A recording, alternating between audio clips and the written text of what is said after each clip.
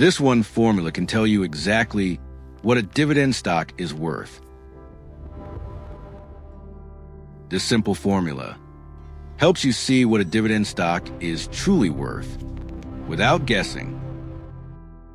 Most beginners skip this formula, but it's actually one of the easiest ways to value a stock.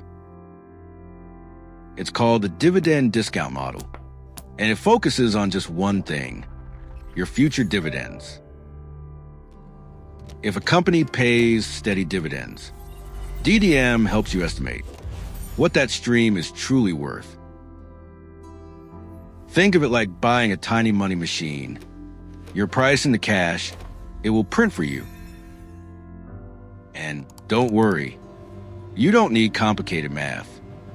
Just 3 simple numbers run the whole model. In the next scenes, I'll show exactly how DDM works. Step by step, beginner friendly. Stay with me, because the example at minute 3 will make everything click instantly. The dividend discount model is simply a way to value a stock using its future dividends. Instead of guessing a stock's price, DDM asks one question: how much income will it pay you? The idea is simple. A stock is worth the cash it gives you, discounted back to today. If dividends grow each year, you can estimate that growth and use it inside the model.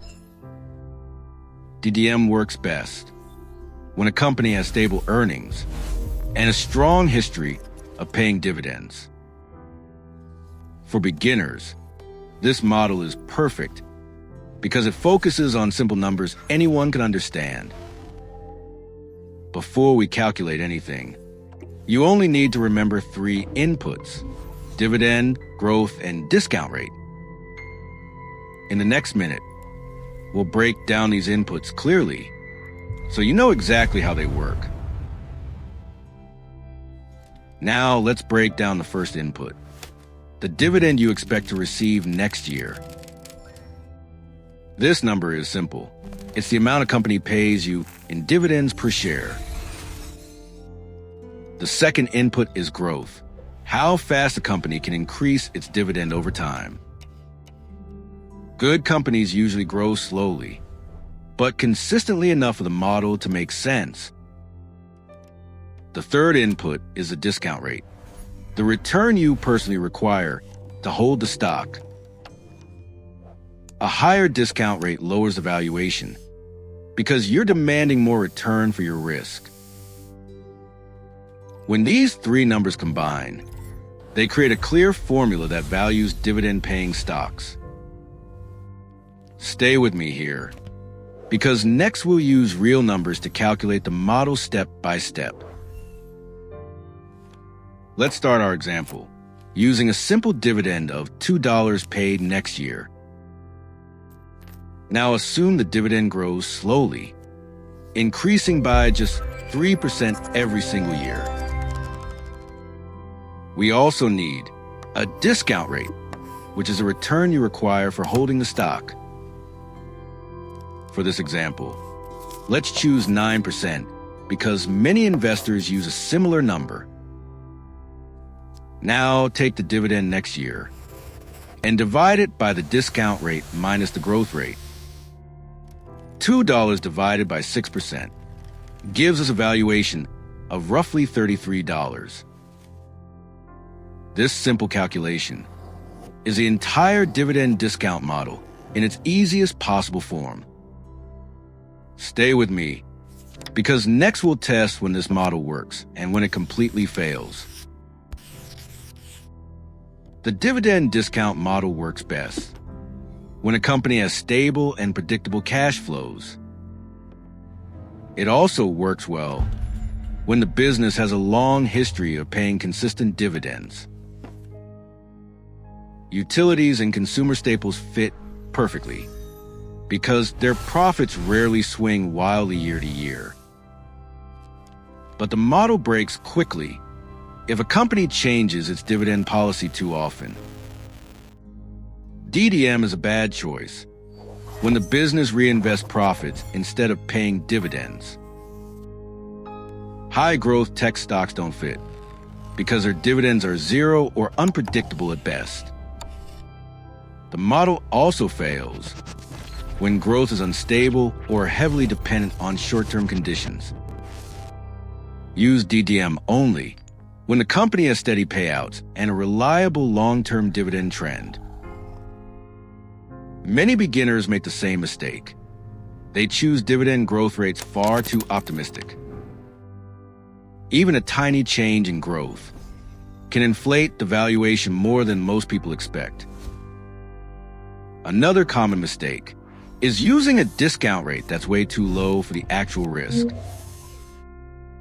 When the discount rate is too low, the model always returns an unrealistically high price. People also apply DDM to companies that barely pay dividends or pay them irregularly. Without stable dividend history, the model simply guesses numbers instead of providing real insight. Some investors forget that DDM depends entirely on future payouts being reasonably predictable. So, before using the model, always check whether the company's dividend pattern actually makes sense. A good dividend stock starts simple. Steady payments that don't jump wildly every single year. Before using DDM, make sure the company has at least several years of reliable dividend history. Keep the growth rate realistic. Small, steady increases always beat unrealistic, aggressive assumptions. Your discount rate matters a lot. It must reflect the real risk of holding that stock. If the math looks strange, always double. Check the numbers for growth and discount rate mistakes. Remember the core idea. A stock is worth the future cash it reliably sends back to you. Use DDM as a guide, not a perfect truth, because markets move in unpredictable cycles. If a company checks all boxes, DDM becomes a clear and simple tool for finding fair value. Now you understand the core ideas behind valuing dividend stocks using a simple model. The math is basic, but the logic teaches you how real cash flow creates real value. What matters most is staying realistic with growth and fair when choosing your discount rate. DDM isn't perfect, but it's powerful when a company has stable payouts year after year. Remember the checklist: steady dividends, realistic growth, and a discount rate matched to risk. Use this model wisely, and it can help you avoid overpriced stocks and find real opportunities. If this helped you today, hit subscribe and follow along so you don't miss the next lessons.